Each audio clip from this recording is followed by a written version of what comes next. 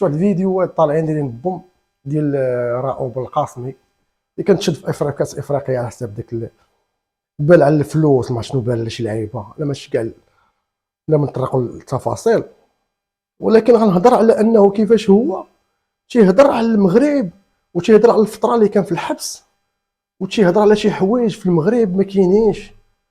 انا راه ماشي تنجي من المغرب ولا كنجي من الجزائر وغتقول شحال دابا غادي يفهمني غلط، غادي يصحابني انا اونتي جزائريين، انا راه جزائريين خوتي وحبابي، ولا الراس ديالهم الاحرار ديال مراد الطهاري اللي تنحتارمو وكنتفرج فيه بزاف. المهم بغيت نعرف علاش انت مشيتي حتى للجزائر ودايره صاحبي زنزانه قطبان صوبتيهم في البيت وكتعاود لهم زعما انت بحال شي اسطوره صاحبي. واش انت نيلسون مونديلا ضرب 20 عام ديال الحبس والميز العنصري والروينه والعصا والتفرشيخ؟ واش ضربك شي واحد؟ ما ضربك حتى شي واحد.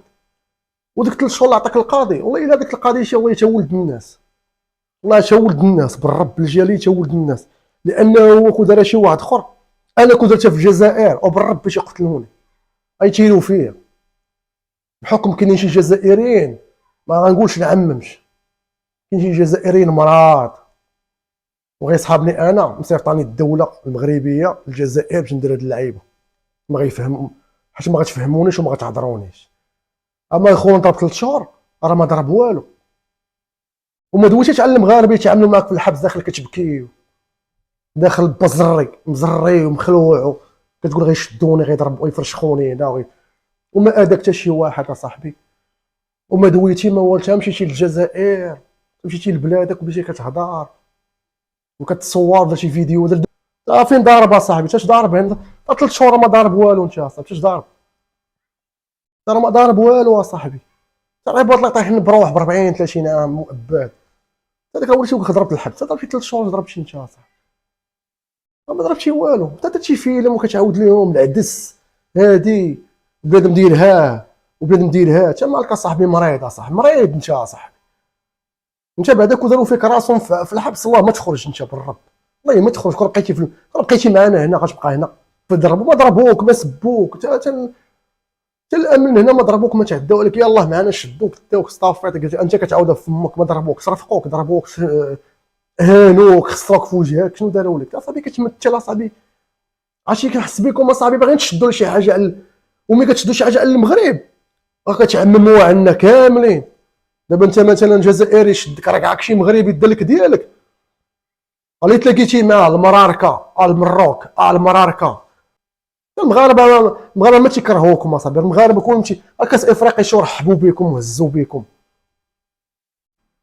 اصاحبي. ضربتي 3 شهور ديال الحبس صراحه انا ما هذا هو الصريح خصك تقول له، بحال خصك تقول له صراحه انا ما نويتش، واخا انت راه نويتي قصدتي من ديبا، انت جاي من الجزائر، انت جاي من الجزائر وجاي مبريباري باغي دير شي لعيبه هنا، صحاب هادو غيلعبوا معاك، هادو راه ما يلعبوش معاك، هادو احنا ما تيلعبوش معانا.